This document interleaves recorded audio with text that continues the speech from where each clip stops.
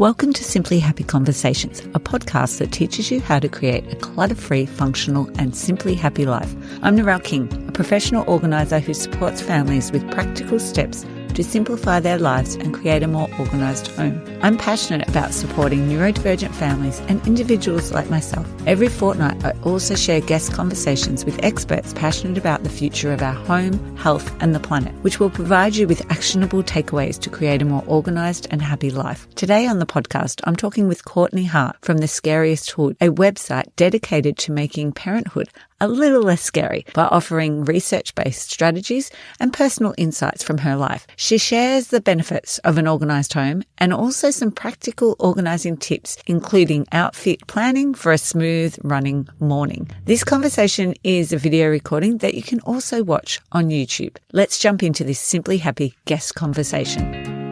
Today on Simply Happy Conversations, I'm talking with Courtney Hartt. She's from the Scariest Hood, a website dedicated to making parenthood a little less scary through offering research-backed strategies and also personal insight. So today I have asked Courtney to come on to actually talk to us about some practical organising tips that are going to help any neurotype run smoothly in the morning. So welcome, Courtney. Thank you so much for having me here. I'm so excited to chat today. Oh, no, it's great. I can't wait. So maybe just to get started, let's jump into, if you were a Barbie doll, what two accessories would you come with that give us a bit of insight into things you like to do outside of work and looking after kids? That's awesome. I love this question.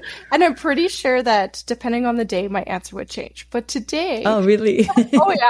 Oh, yeah. Because I love learning. So I was trying to figure out, like, what is something that would represent that? And I was like, a library card. That would be one thing for sure. Because then I just always have access to all the books in the world and all the learning. So that was one thing that I thought for sure.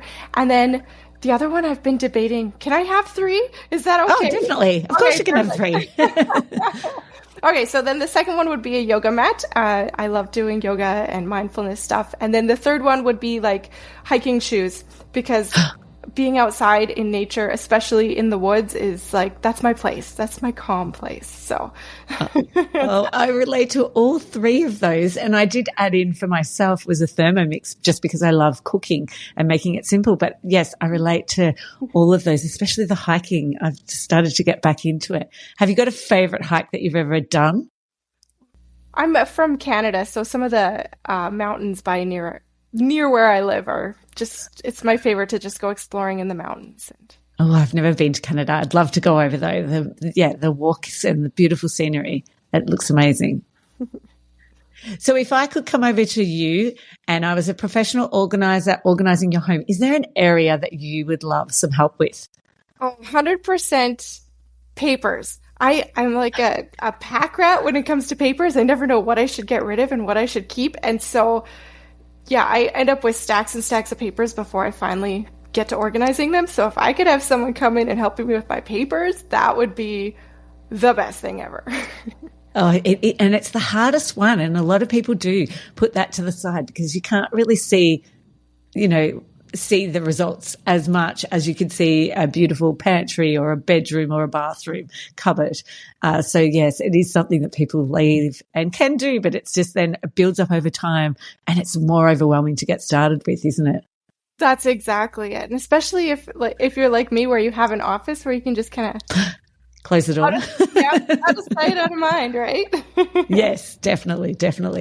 So what are your strengths that you bring to the Scariest Hood that make your whole service and also your blogs really unique? Well, I think it's just my combination of experience and education, and my whole philosophy is that we simplify things and we find the humor in everything, because parenting is hard, life is hard, and so let's make it a little more light. Let's laugh at ourselves when we make mistakes. Let's find the lighter side in things. So I think that really brings something a little bit unique to what I do, because I do have, it's a lot of serious things we're working on when we're growing the next generation of humans. That's a big job. And so it's a serious thing, but I like to bring that light side to it to really make it easier. Yeah, definitely. That's, a great point. It is changing, isn't it, compared to when we were possibly, our parents were growing up. There wasn't the learning. There wasn't the internet. It was encyclopedias that they had to look up information. And, it's more that word of mouth. How do I look after this child? We've got this problem. Whereas now you can just jump on your phone and Google it, can't you? Oh, exactly. Yeah. And sometimes the information you find is just overwhelming and you don't know what's right, what's outdated, what's just someone's opinion. And it's hard Yeah. So it's a lot harder to navigate because there's more information, isn't it? Yes. Compared to just that small amount that our parents would have had to navigate. Yeah, that's exactly it. And because I love researching and I love doing all that stuff, it helps because then it's like everything that's on my website is scientifically backed. It's also things that either myself or my clients have tried successfully. So it's like I've got that research base, but I've also got that lived experience. It's gonna work. And if it doesn't, we'll figure it out and we'll find something that does. Oh, that's great. And what sort of research do you prefer? Do you prefer like reading, listening? So do you have a preferred method? Oh, you know what? Both, actually. I love to read, but I find because where I live is really rural, I have to drive a lot. And so, audiobooks, podcasts, having that something to listen to while I'm driving, it just saves time and it makes things easier. So if I had all the time in the world, I would read everything. But because that's not the case, then I love audiobooks and podcasts as well. I know I'm the same, and I feel very privileged to be able to work and travel a lot because I get to listen to more things. And I think I'd consume more than I would if I had to read it. Yeah, that's true. And I like to sit down and absorb it. So if I'm reading, it's really good because I'm always writing down quotes and stuff, but it takes forever because it literally takes me 5 minutes to read a page because I got something to write down. I got something to, it's a process. Yeah, definitely.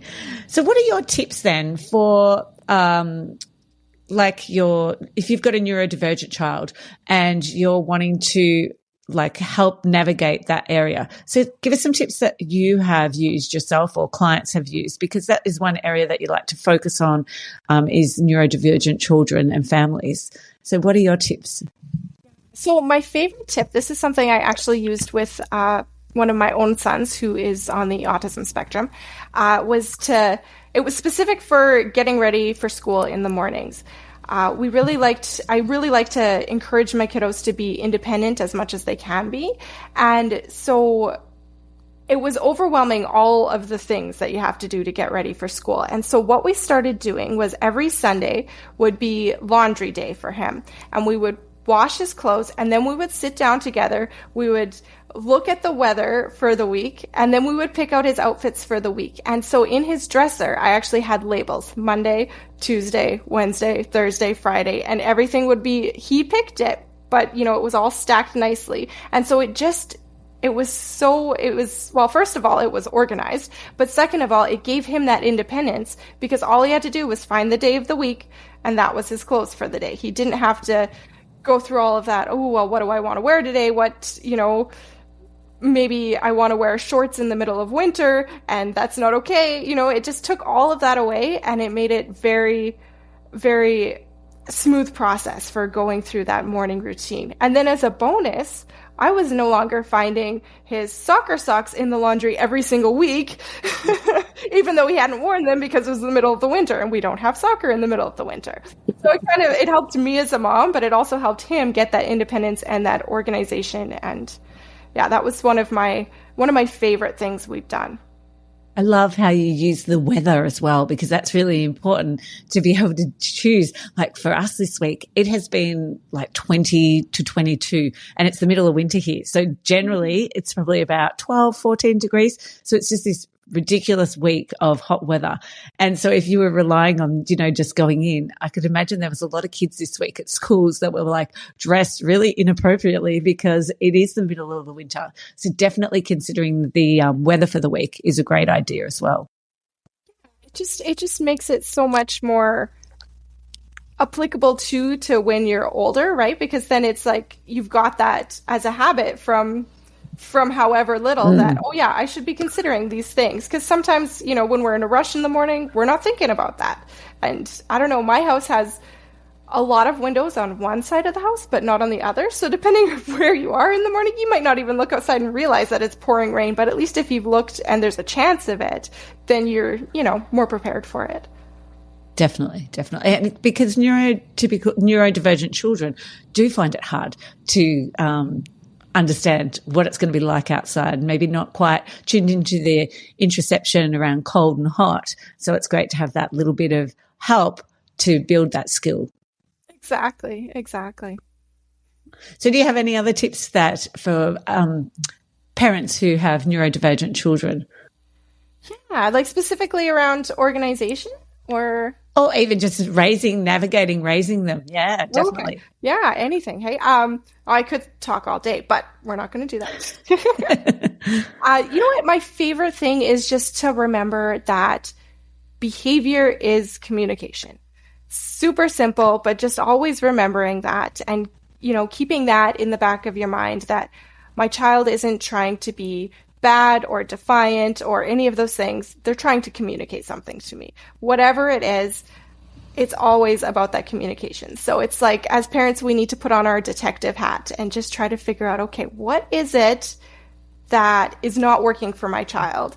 And it could be something as simple as the tag on my clothing is irritating, and maybe I don't have the skills to communicate that yet, and so I'm just freaking out because you picked out this shirt for me. I don't know, I guess I'm on a laundry kick today. Yeah, but whatever it is, right? It could be something so small. It could be and it takes a lot of trial and error, and it's okay if you don't figure it out the first time. It's okay if you don't figure it out the 10th time. It's that we're going to figure this out.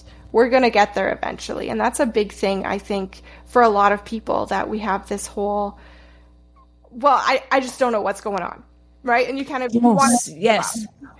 Yeah. And it is, as they get older and they can communicate things. But then for me, I found over the years that I've gone, oh my gosh, that now makes sense. And it might have absolutely nothing to do with what's in the moment. It's something that happened even the day before that's still playing on their mind and that they're worried about, or going to school, something they already know that's going to happen that they haven't communicated, or, the school hasn't. And then it's like, it may be just the smallest thing.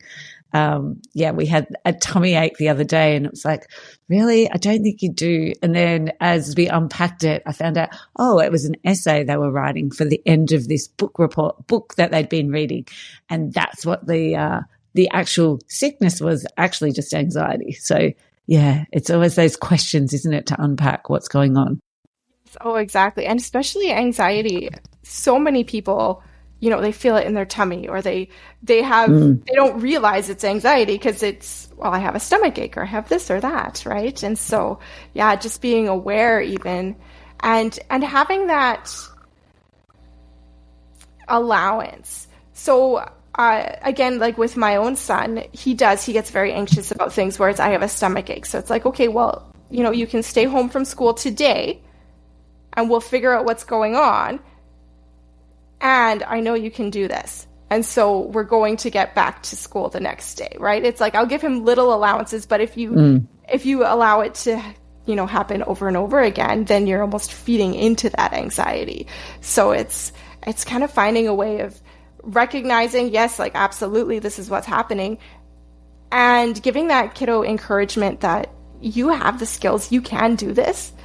And so you're encouraging them that they can do it and they can get over this anxiety. And especially with anxiety, it's one of those things, like, everybody has anxiety. It actually serves a really good purpose. And so we need to recognize it and show our kids it's okay. It's okay to be anxious about things. It's okay to have these feelings. How do we navigate and do what we need to do while having these feelings? Because they might not go away and we still need to get stuff done. Yes, that is the most important bit, isn't it? We still need to move forward, but yet we need to also deal with this anxiety as well. Mm-hmm. So what do you think the benefits are of having an organised home, and what have you seen with your own family? I think that it just, neurodivergent or not, I think that it helps us be calm, right? It helps the whole family just be a little calmer, be a little, you can slow down a little bit. You're not rushing from one thing to another. Like, I think of the classic, you go to leave for the day and then where are your car keys? And then you're rushing and then you're late and then you're yelling at someone for doing this and that, because it builds up, right? So the more organized we are, things just tend to flow more smoothly. So one thing, especially with my one son, but with all three of them, the more organized we are, the more we just know what to do. We get along better, everything. And when things are not organized, some of it's like things you wouldn't expect. Like, there's more clumsiness. There's more, like I don't know why we walk into things more often if it's less organized, but that's a thing that happens in my house. We trip up the stairs because we're distracted by the other things that don't need to be there. And so it's just like, there's just so much that helps when we're more organized. But for me, that's a few things I've really noticed, is just that as a family, we get along better when things are just, we all know where things are supposed to be. And yeah, we're less clumsy. Those are my two biggest things. That's interesting, the clumsy, because I do see that with kids in particular when I go into homes and there's a lot of clutter, and yeah, they do trip over things and they've hurt themselves, and it was basically because there was too many things on their floor of their bedroom, or maybe even in the lounge room or toy space where they've been playing. So yeah, that's a great point to point out. Do you find also, though, anything to do with like how you actually relax for yourselves or sleep or any of that sort of thing as well? Yes, and I think that's kind of that calmness I was talking about. Like when it's peaceful, it's calm, it's relaxed. We can, even just like, okay, after supper, we can do something, whatever that happens to be, because we know where the thing is. We've got everything, everything's in a place. So it's just quicker to do all the other things, right? Because sometimes, there's like your daily chores that you have to do, like the dishes and all of that. And if they're not organized, it takes longer. And so then we have less time to do those fun things. And so just having everything in a place makes it so that it doesn't matter which kiddo is in charge of dishes that day or whatever it is. Everyone does it, basically the same way because we have it organized. We know what's going on. And I'm huge on visuals. So I have a giant, like, I can't even fit it in the screen here. giant board where we have a calendar, but then we also have like a chore chart where we just have the name of each member of the family and then what we're doing that day. And it's just broken down. So it's just easy. And then there's no arguing about, well, he did it yesterday, I don't want to have to do it today, or whatever it is, right? It's just, nope, this is how it is. It's already there. It's already planned. So it just saves arguing. And then we have the time to do the funner things. More fun things. Yeah, definitely. I agree with that if you have things and it's easy to put things away, you definitely have more space and time, whether it's the weekend or just at the end of the night to go, let's pull out a game and have a quick game of before it's bedtime. So yeah, that definitely is a great point. So what do you think then are some great tips, organizing tips that you would recommend for any neurotype to make their whole day run smoothly? Well, I'll give some tips, but I also kind of have the caveat of just because it works for me doesn't mean it'll work for you. Oh, so definitely. Yeah. It's all about trying, isn't it? Yeah, and the more ideas you hear from different people, the more chances there is one of those is going to work for maybe you.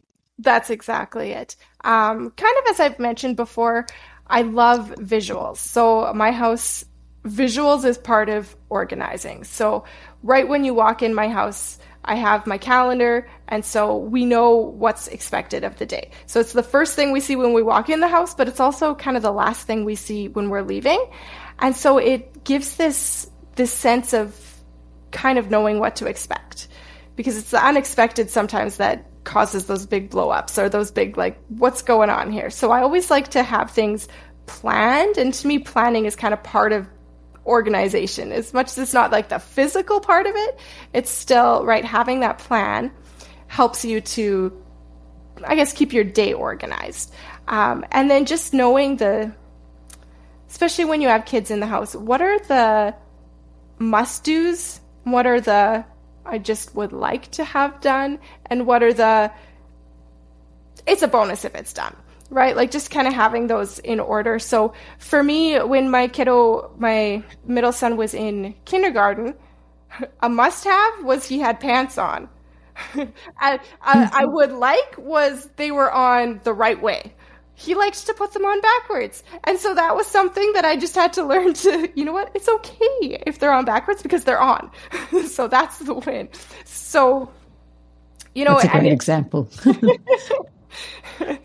And then, so you know what, everything like that to me, it's like I've had, I don't want to call them battles, but kind of battles about even lunches. So it's like a must-have is you have a lunch. What's in your lunch?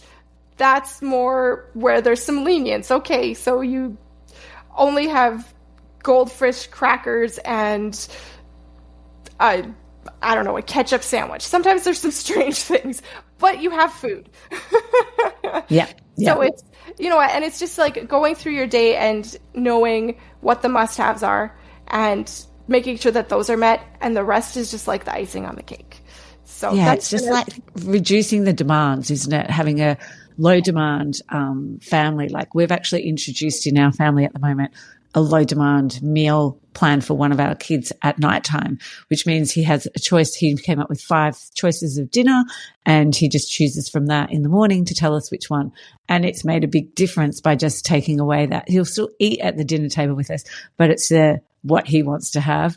And it might have a small side plate of what we're having, but if he eats it, that's amazing. But the must-have is that he eats the food that he chose, and the bonus is eat something that maybe we're also eating. But yeah, it's amazing how just changing that, flicking that switch of what can we change from the must-haves to, what can we do instead?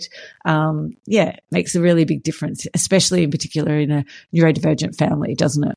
Yeah. Oh, for sure. And it's just those things like, we don't need all the things. I think especially when we become parents, we kind of have this vision of like the perfect TV family where everything's going to go smoothly. And it's like, we need to just step back and be like, are my kids fed? Are they safe? Are they loved? Okay, we're good. We're doing a good job. Everything else will happen when it happens, or maybe it won't happen, and that's okay. Yeah, definitely. Have you got any other organizational tips that families could use? One last thing I would say is just, for me, I'm kind of one of those out of sight, out of mind people. Yeah. If that's a thing, we don't need cupboard doors. We can have closets without doors, right? Like things can be open if that's what helps you, right? Because then it's like, oh yeah, this is where things go. I can see it right away. I can make them nice and neat and have them open.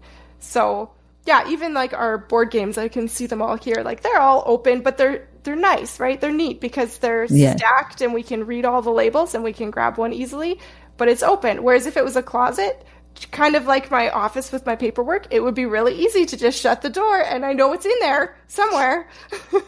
That's a great... And it's interesting, isn't it, that there might be someone in your family who can't handle that. But for the majority, there might be 2 of them that are like, actually, that's such a great idea. So, yes, I love working with individuals around that functional, what can we do to make it more functional for you? Doesn't necessarily have to fit with everybody, but just that person that, out of sight, out of mind, which is so common, isn't it? For sure, yeah. So what's one thing that you would like the listeners to do to be more organized? What's one thing that they could do? The one thing I think is just simplify, right? We live in such a busy world, right? And it's just simplify. And that can mean so many different things to so many different people, but I kind of chose that word on purpose. So maybe it means that instead of having 5 different activities on the go, you only have 1 activity on the go. Maybe it means instead of having 75 stuffed animals to choose from. Your kiddo has 5 to choose from, right? Whatever it means to you, just simplify. Pick something. Maybe it's a room in your house that you simplify. Maybe it's your schedule. Whatever it is, just pick something and simplify it. It will help just so much. It will help with how your life goes. It will help with your organization. It will just flow on, won't it? Definitely. Exactly. I love that. That's a great finishing tip. So, Courtney, if people wanted to reach out and connect with you, how can they best find you? Check out my website, which is just thescariesthood.com, and everything is on the website. My blog is there. You can reach out to get a one-on-one consult. You can. I've got courses on there, and all my social media links are on there as well. And everything's just The Scariest Hood. So if you ever want to look it up, it's as simple as that. Fantastic. Thank you so much, Courtney, for your time and also sharing all of your tips today. And I'll definitely have the links in the show notes so people can connect with you. Thanks again. Yes, thanks so much for having me. Thank you so much for joining me for today's Simply Happy conversation. Moving to a new house? Make your relocation a breeze with our free Moving Essentials checklist. You'll have everything you need for a smooth and stress-free moving day at your fingertips. Don't let the chaos of moving overwhelm you. Download your free Moving Essential checklist from simplyhappy.com.au in the resource section. I'd like to acknowledge the Wathaurong people of the Kulin Nation on which this podcast is recorded as the traditional custodians of the land. I pay my respects to their elders, past, present and emerging.